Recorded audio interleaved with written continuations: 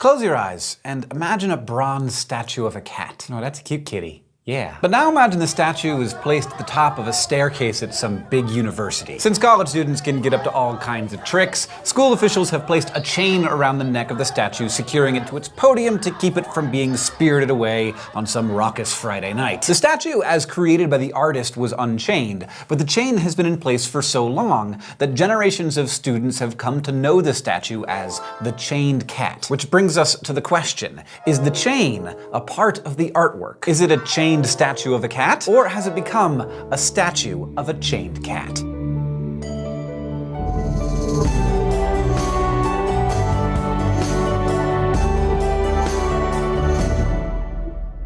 Maybe you're one of those people who doesn't really care about art, even if it is art of cute cats. If that sounds like you, I want to argue that you are just thinking about art too narrowly. Think about your day. If you're like most people, you devote a lot of your time to aesthetic enjoyment, the pleasure you get from sensory experience and sensory emotion. Do you listen to music as you drive your car? Are there posters on your walls? Maybe some stickers on your laptop? Do you feel your spirits lift when you take in a sunset or a colorful bird or even an attractive stranger? Do you savor the first bite of your favorite meal? Are you emotionally invested in the characters of your favorite shows and books? All of these experiences are examples of aesthetic appreciation. Philosophers who ponder how and why aesthetic objects have such a hold on us and what value they serve in our lives are known as aestheticians. And one major question that aestheticians deal with is what actually is art? That's a pretty heavy topic, but one way of tackling it is to start with the objects that we find ourselves admiring aesthetically. An object of aesthetic appreciation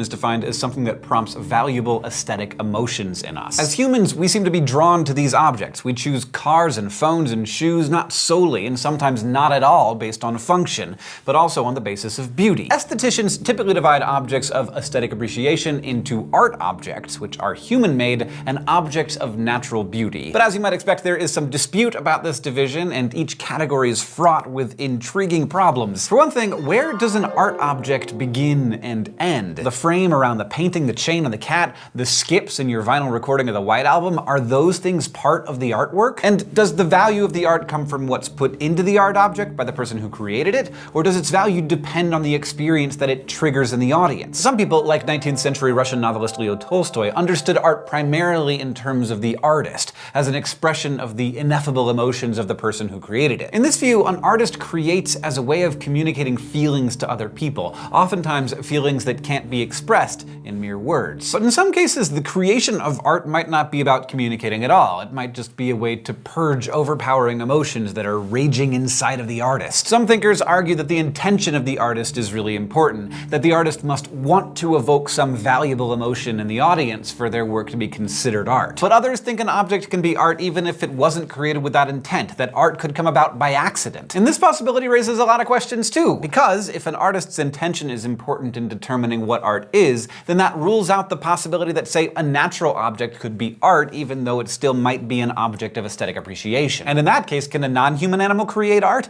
Is a finger-painting ape an artist? If a skunk walks through paint and leaves footprints on a sheet of paper, has she created art? Maybe you think that the skunk is not an artist, but that the result of her activities is still art. In any case, not everyone agrees with Tolstoy and his focus on the artist. Some argue that what makes something art is the aesthetic emotion that it brings out in the audience. So rather than the point of creation, the real key moment is when the audience encounters and is affected by an artwork. It's possible that right now you're realizing that you thought you knew what art was until you started thinking about it, and the more you think about it, the more impossible it seems to define. So maybe the answer is to take the Wittgensteinian approach and argue that the concept of art defies definition, but you know it when you see it. That'll do, I guess, but it won't help you decide whether the chain on the cat statue is part of the artwork or not. To help out here, let's head over to the thought bubble for some flash philosophy. Say there's a row of visually identical paintings hanging on a wall. They're all square canvases painted the exact same shade of red. However, each of these paintings has a different backstory. One was designed as a close-up still life of an empty tablecloth, another is meant to represent the Red Sea after the Israelites had crossed, another is a Soviet political statement. There's also one that wasn't intended as a finished work of art at all. It was just a canvas that had been primed red in anticipation of being painted, but because it looked like all the others, it was hung up by mistake. So what's the difference between these paintings? Can we judge one of them to be a better artwork than another?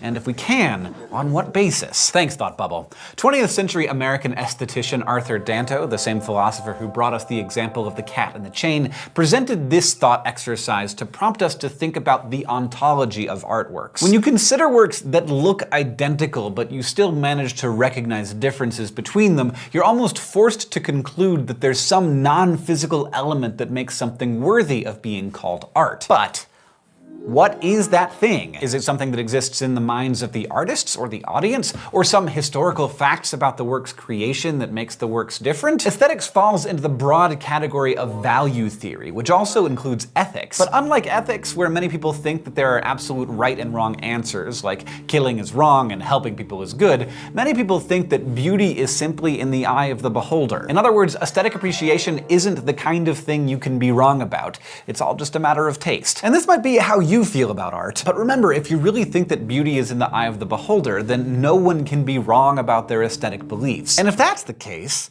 then we can't really have a conversation about it because we're all the ultimate arbiters of aesthetic goodness. So I guess that's it for today. Thank you for joining us for Crash Course Philosophy. Jokes. There are some philosophers who have realized that our intuitions about art tend to be conflicting. Like, on the one hand, it seems subjective, but on the other hand, there have to be some kind of objective criteria. Enter 18th century Scottish philosopher David Hume. He said that when we think about art, we should take care not to confuse the question, do I like it, with the question, is it good? Hume said that as long as you're being honest, you can't be wrong about whether or not you like something, because that's totally subjective. But the question of, is it good, is another matter entirely. Hume thought that aesthetic value was objective to some extent in that we're all predisposed to find certain objects and patterns to be aesthetically pleasing. For example, he said that humans are naturally drawn to images of health, but we're repelled by depictions of decay, and we tend to like symmetry and dislike imbalance. And Hume said that just as we have a sense of smell and sight and hearing, we also have a sense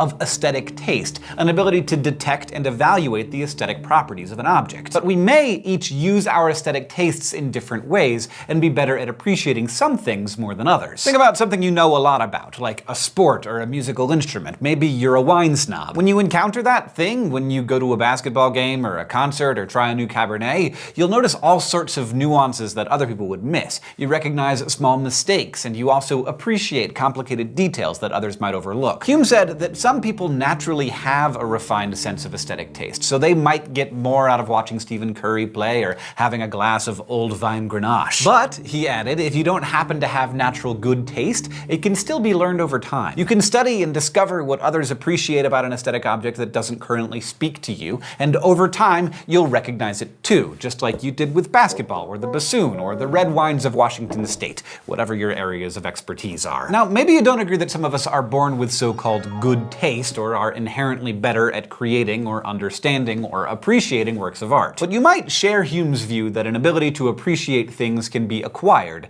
and that greater aesthetic appreciation can be valuable for its own sake, because it gives you pleasure and it lets you understand things about the world and other people that you might otherwise miss. And we'll talk more about that next time. But as for today, we talked about art and aesthetic appreciation. We asked what makes something an artwork and whether art can be defined. We pondered the question of whether aesthetic value is objective or subjective, and we talked about the development of taste. Crash Course Philosophy is produced in association with PBS Digital Studios. You can head over to their channel and check out a playlist of the latest episodes from shows like First Person, PBS Game Show, and The Good Stuff. This episode of Crash Course was filmed in the Dr. Cheryl C. Kinney Crash Course studio with the help of all of these awesome people, and our equally fantastic graphics team is Thought Cafe.